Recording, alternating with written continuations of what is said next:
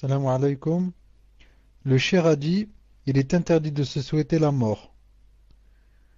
Mais est-ce que le fait de dire, mon Seigneur, fais-moi vivre aussi longtemps que cela vaudra mieux pour moi, et fais-moi mourir quand tu jugeras cela meilleur pour moi, est-ce haram?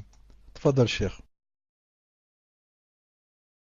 Non, c'est pas haram, subhanallah al-azim. Hadith qui dit comment? Le prophète sallallahu alayhi wa sallam a dit, ne souhaitez pas la mort pour un mal qui vous arrive. Mais si jamais, il a dit comme ça, si jamais vous vous voyez obligé de le faire, de demander la mort, alors dites, ya Allah, faites-moi mourir si vous savez que la mort est un bien pour moi. Et faites-moi vivre, d'abord faites-moi vivre longtemps si vous voyez que la vie est un bien pour moi.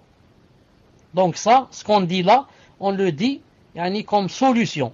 Au lieu de demander à Allah Ta'ala, je veux mourir, faites-moi mourir maintenant, c'est pas bien, c'est interdit. Tu demandes à Allah Subhanahu wa Ta'ala une chose que seul lui peut faire. C'est celui qui prend les âmes et c'est celui qui les prend quand il veut. Car quand il t'a fait venir dans ce monde, il t'a pas demandé quoi? Il t'a pas demandé ton avis. Quand est-ce qu'il va te créer? Est-ce que c'est en 2012 ou là en 1800 ou là? Et si c'est en hiver ou là en été ou là à 5 heures du matin ou là à 18 heures du soir? Il t'a pas demandé ton avis. La même chose quand il prend ton âme. Il te demande pas ton avis. Alors maintenant toi tu voudrais le précéder. Tu voudrais mourir. C'est comme les gens qui se suicident. Celui qui s'est suicidé, ça veut dire il a voulu précéder Allah subhanahu wa ta'ala. Donc dans ce cas c'est haram. Je ne souhaite pas la mort, mais par exemple je souhaite de mourir martyr. Je souhaite par exemple que s'il y a des fitnes, que Allah subhanahu wa ta'ala me fasse mourir avant les fitnes. Regardez par exemple Maryam, qu'est-ce qu'elle a dit quand elle est tombée enceinte, etc. Qu'est-ce qu'elle a dit? Ya laytani mittu qabla hada.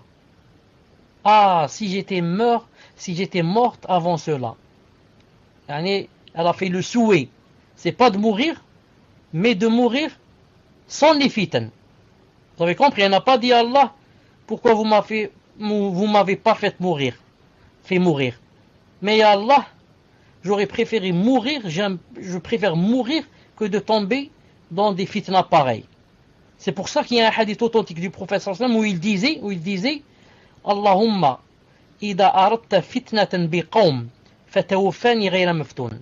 Ya Allah, ou bien mon Seigneur, si vous allez faire des fitnas à un peuple ou là, alors faites de sorte que je meurs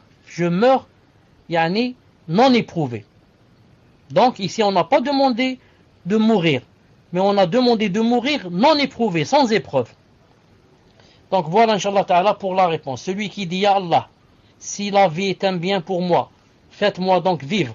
Et si la mort est un bien pour moi, faites-moi mourir, n'a pas désobéi à Allah subhanahu wa ta'ala, mais par contre, a appliqué le hadith du prophète sallallahu alayhi wa sallam authentique. Naam, tfadlal.